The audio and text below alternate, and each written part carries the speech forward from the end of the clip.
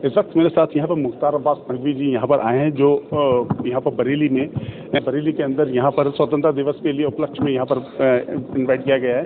मैं उनसे अपने D7 आवाम को रूबरू कराता हूँ और पूछता हूँ कि यहाँ पर किस उपलक्ष्य में और किस वजह से यहाँ पर है। सर, आपका मेरे चैनल बहुत बहुत स्वागत है। बहुत बहुत धन्यवाद भैया। मैं ये पूछना चाहता सर कि जैसे अभी ये अपना स्वतंत्रता दिवस जो हर घर में तिरंगा लहराया जा रहा है, और जिस तरह से मोदी जी की जो शुरुआत है ये पिछले बार भी अच्छी हुई है, इस बार किस तरह से? देखिए, एक चीज़ आपको देखना पड़ेगा, मोदी जी ने पिछले जो 15 अगस्त को देश का आह्वान किया था कि हमें आज़ादी के जश्न के साथ जो विभाजन की विभीषिका है उसको जो है वो हमेशा याद रखना चाहिए, क्योंकि विभाजन की विभीषिका ने हज़ारों लाखों परिवारों को एक दूसरे से अलग किया, खून खराबा हुआ।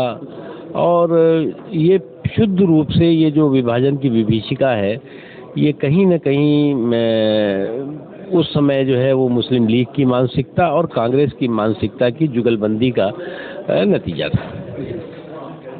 अच्छा, अब जिस तरह से यहाँ पर अब लग रहा है कि सारा देश एक अपना एक त्योहार की तरह, इस पर्व की तरह इसे मना रहा है, जो कभी पहले इस तरह से नहीं हुआ करता था। आज ऐसी क्या दुनिया के वो तमाम देश जो आज़ाद हुए हैं, तो आज़ादी से पहले और आज़ादी के बाद क्या हालात हुए और क्या हालात थे, हमेशा वो देश, हर देश जो है वो उसको याद करता है।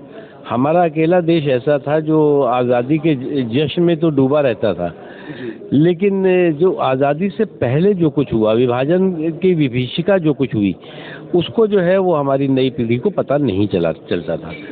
और निश्चित तौर से मुझे तो इस बात का दुख है कि कुछ लोग जो विभाजन की विभीषिका के खलनायक थे वो कई दशकों तक देश में नायक बनकर के घूमते रहे। अभी जैसे यहाँ मणिपुर को लेकर अभी इतना, और अभी नूह को लेकर जो इतना दंगा फसाद हो रहा है, तो इस पर आप क्या कहना चाहेंगे? देखिए, पहली बात आप देखिए कि योगी जी के आने के बाद या मोदी जी के आने के बाद लगभग 9.5 साल हो रहा है, देश में दंगे, दबंग, आतंक, अलगाववाद, इस पे पूरी तरह से कंट्रोल भी हुआ है, अंकुश भी लगा है। कुछ इस तरह की जो घटनाएं हैं वो निश्चित तौर से उन घटनाओं को किसी भी तरह से उसमें शामिल कितने भी बड़े लोग हों या अपराधी हों, उनको बख्शा नहीं जाएगा। और देश के सौहार्द के, देश की शांति के ताने बाने को जो लोग नुकसान पहुंचाने की षड्यंत्र और साजिश करते हैं, ना वो मुल्क के दोस्त हैं, ना तो मानवता के दोस्त हैं, और ना वो किसी मजहब के दोस्त हैं। मुल्क, मानवता और मजहब दोनों के दुश्मन हैं। अच्छा, मेरा आखिरी सवाल ये है कि अब D7 आवाम की तरफ से जो हमारे बरेली की आवाम है, जो पूरे देश, अब उनके लिए 15 अगस्त के लिए कुछ थोड़ा सा मैसेज दीजिए। देखिए, 15 अगस्त जो है वो हमें याद दिलाता है कि हमने कितने संकटों और कितने कंटकों के बाद, कितने कुर्बानियों के बाद हमने ये आज़ादी हासिल की है।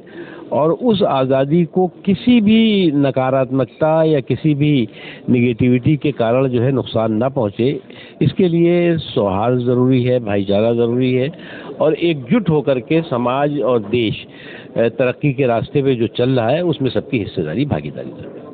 बहुत बहुत शुक्रिया आपका।